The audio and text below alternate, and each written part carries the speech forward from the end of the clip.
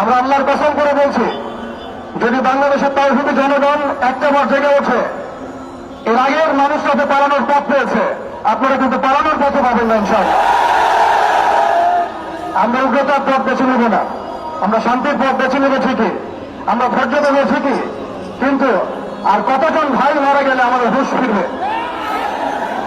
আর কতজন ভাই মারা গেলে আমাদের হুঁশ ফিরবে?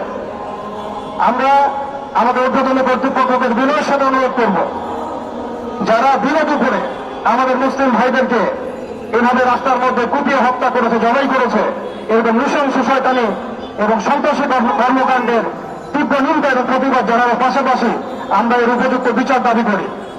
এখানে অনেক মুরব্বীকেরাম আছেন, আমি ছোট মানুষ, বেশি কথা বলতে যাচ্ছি না। আমরা একটা দাবি উত্থাপন করতে চাই, বাংলার জমিন শান্তির জমিন। এই শান্তির জমিনে যদি কেউ উগ্রতা প্রদর্শন করতে চায়, আল্লাহর কসম করে বলছে আমরা হাতে হাত ধুয়ে বসে থাকবো না।